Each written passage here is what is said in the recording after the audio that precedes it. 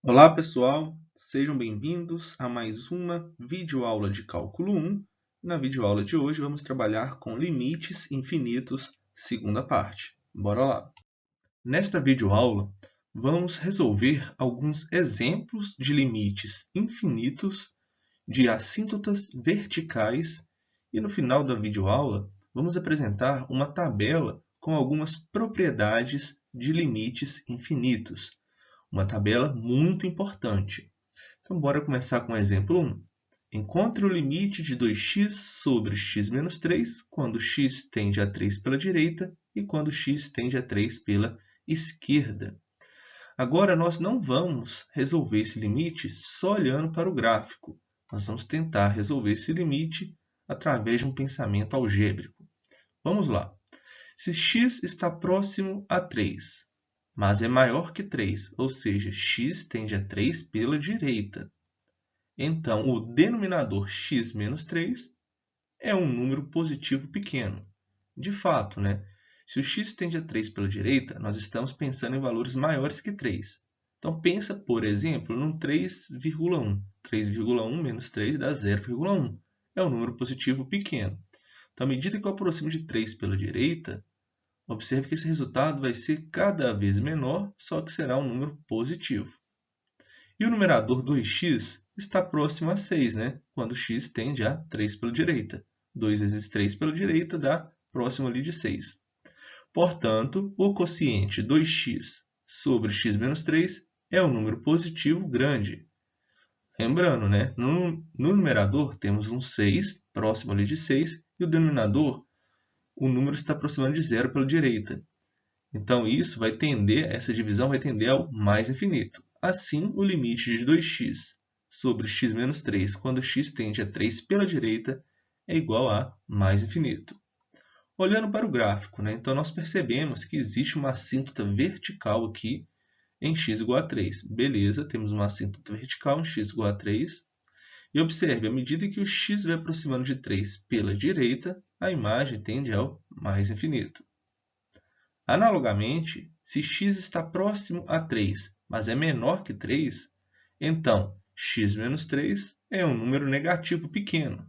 Se vocês pensarem em um número menor que 3, mas próximo de 3, por exemplo, um 2,9.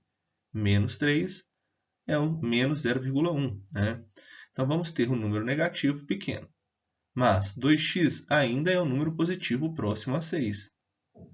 Portanto, 2x sobre x menos 3 é um número negativo grande. Assim, o limite de 2x sobre x menos 3, quando x tende a 3 pela esquerda, é igual a menos infinito. Então, à medida que vamos pegando valores de x próximos de 3, só que menores que 3, observe que a minha imagem vai ser cada vez o quê? Menor. Então, esse aqui é o gráfico da nossa função. Nós vamos aprender no curso a esboçar esse tipo de gráfico, tá? Mas nessa parte inicial é apenas para resolver esse limite infinito. Exemplo 2. Encontre as assíntotas verticais de f de x igual a tangente de x. Lembrando que tangente de x é igual a seno de x sobre cosseno de x. Vamos ter infinitas assíntotas verticais nos pontos nos quais cosseno de x é igual a zero. De fato, como cosseno de x tende a zero pela direita quando x tende a π sobre 2 pela esquerda. Eu coloquei o gráfico pequenininho aqui da cosseno de x para vocês entenderem. Quando x aproxima de π sobre 2 pela esquerda, observe que a imagem vai estar aproximando de zero aqui pela direita, ou seja, através de valores maiores que zero. Beleza. Agora, cosseno de x tende a zero pela esquerda quando x tende a π sobre 2 pela direita.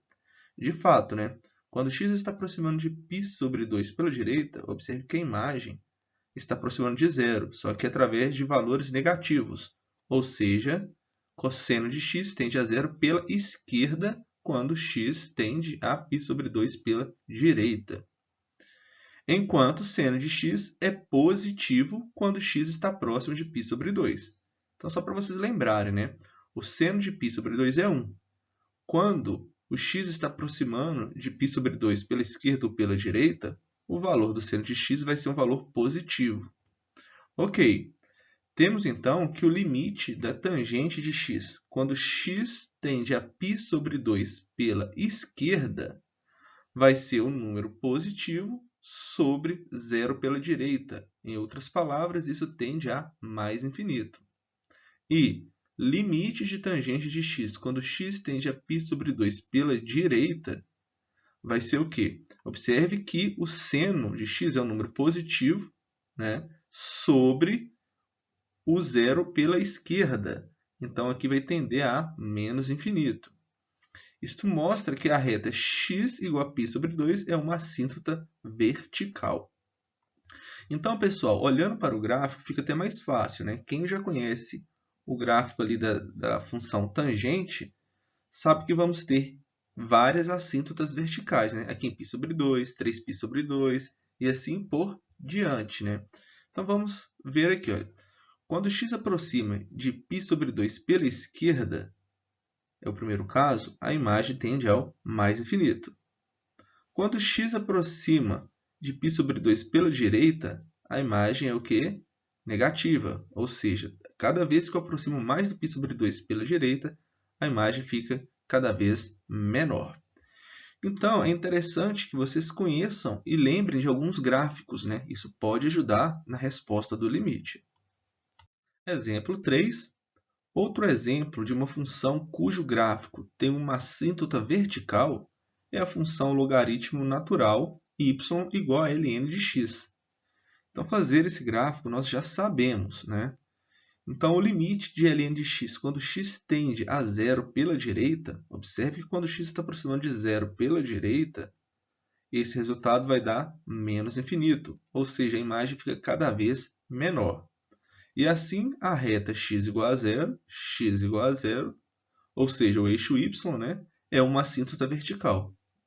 Na realidade, isso é válido para y igual a log de x na base a, desde que a seja maior que 1. Então, podemos pegar qualquer função logarítmica desde, né, que a base seja maior que 1. Pessoal, chegamos nas propriedades dos limites infinitos. A tabela abaixo nos dá um resumo dos fatos principais válidos para os limites infinitos, onde podemos ter x tendendo a x tendendo a pela direita, x tendendo a pela esquerda, x tendendo a mais infinito ou x tendendo a menos infinito. Ainda na tabela abaixo, o zero elevado a mais indica que o limite é zero e a função se aproxima de zero por valores positivos. E 0 elevado a menos indica que o limite é zero e a função se aproxima de zero por valores negativos. Então, só para vocês entenderem um pouco da tabela. Aqui nós temos o limite de f de x, o limite de g de x, o h de x pode ser a soma da f com a g, pode ser o produto da f com a g, pode ser a divisão. Então, nós vamos ver alguns resultados. Por exemplo, se o limite de f de x é mais infinito, o limite de g de x é mais infinito, quando eu vou somar as duas funções, né, eu quero calcular o limite dessa soma. Então, o limite que seria, né, o limite de f de x mais o limite de g de x, que vai ser mais infinito com mais infinito, e esse resultado dá mais infinito. Se for menos infinito, né, o limite de f de x e o limite de g de x também menos infinito, então menos infinito com menos infinito também dá menos infinito. Atenção aqui, olha. O limite de f de x dá mais infinito. O limite de g de x dá mais infinito. Uma menos a outra fica mais infinito, menos infinito. E isso nós sabemos que é uma indeterminação. São resultados interessantes, né? Vamos supor agora que o limite de f de x dê mais infinito. O limite de g de x dê uma constante qualquer, pode ser positivo ou negativo. Então, quando eu vou somar o mais infinito com uma constante, seja positivo ou negativo, isso vai continuar sendo mais infinito. Assim também vale para o menos infinito, né? Menos infinito mais uma constante qualquer continua dando menos infinito.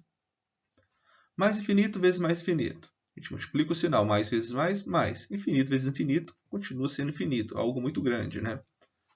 Infinito mais infinito vezes menos infinito. Mais vezes menos, menos.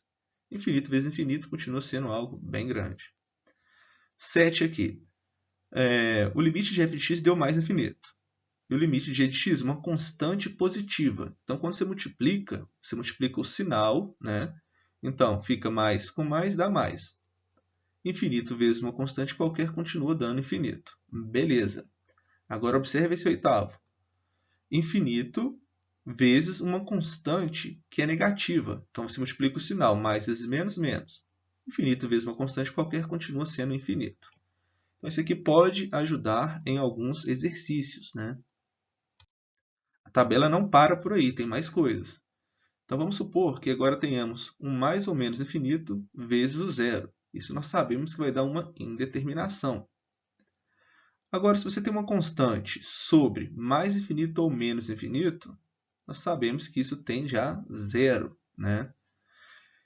Mais ou menos infinito dividido ali por mais ou menos infinito, nós temos uma indeterminação. E assim por diante, pessoal. Vocês podem ir lendo cada uma dessas propriedades, que isso vai ajudar bastante nos exercícios e nos exemplos. Lembrando que os slides foram elaborados com base nas notas de aula do Sturt Cálculo Volume 1 e do livro da Diva Flem Cálculo A, Funções, Limite, Derivação e Integração. Pessoal, um grande abraço e até a próxima.